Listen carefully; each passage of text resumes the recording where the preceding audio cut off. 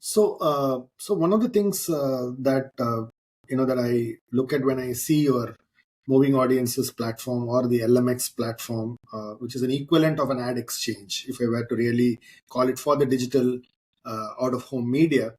Uh, Imagine if I were a CMO and say, hey, if I were to throw up my digital marketing plans to you, okay, and because I know that I'm spending 30% of my budget there today, and I know I'm spending it on these platforms.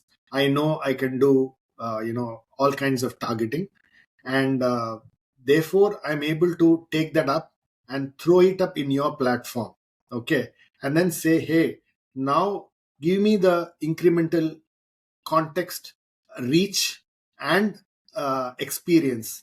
uh, I think that's the way to think, is what I was looking at when I was going through some of the stuff that you guys do. And there's a new way to think about this, rather than see it as disconnected parts, but look at it as connected parts. Would you agree with me on that? Very well said, Swami. I mean, that's the second scenario that I was talking about, that we go to clients who are spending on digital and we talk to them about an incremental reach or reaching audiences that they were not able to reach on digital.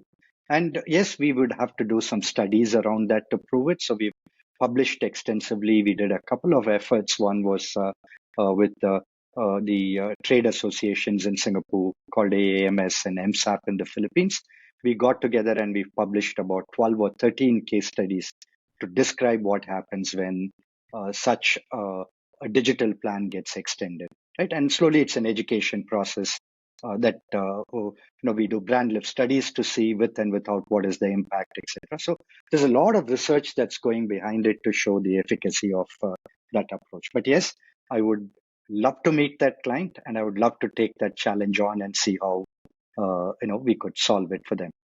Okay, but do you see clients looking at it in the way I'm suggesting? Because technically, the way I see it, if I'm from a media planning side or an agency side, I don't see the connected parts. But I believe the amplification that you talk about, which is priming, influencing, and activating, that you talk about, right? Right. Which is really about the audience and not about the media, right? Right. I think there is a new framework and a mindset with which a CMO needs to look at this, right?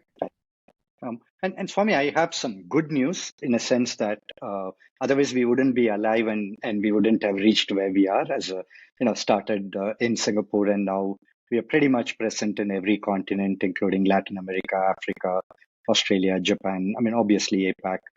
And I think clients, and especially interestingly, agencies have started seeing it that way.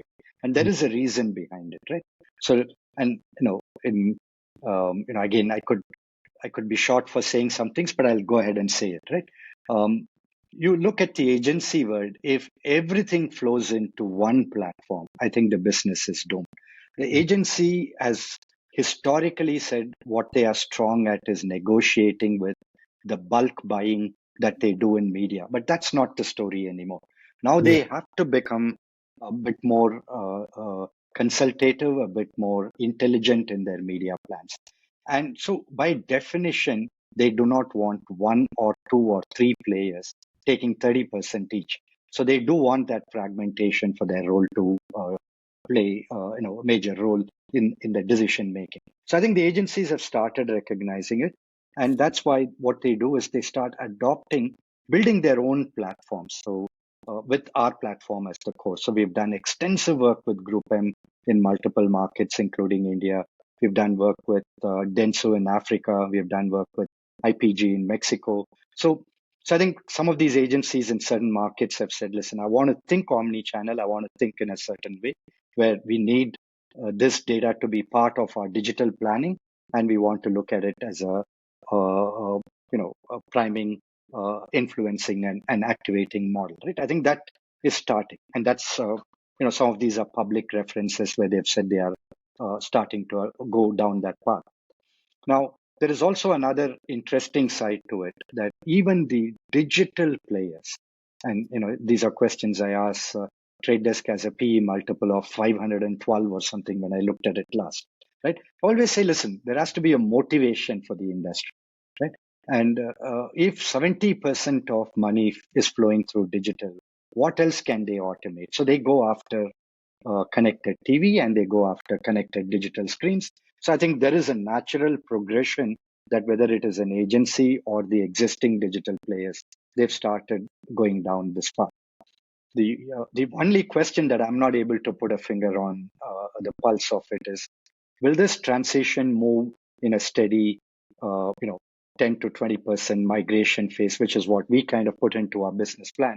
Or will I wake up one morning and find that it went up by 40% and suddenly we are in a different world that we live in? I think is it, and historically, out of home has been growing at a steady 7 to 10% with the exception of COVID. And digital out of home has been growing at about 30% or so.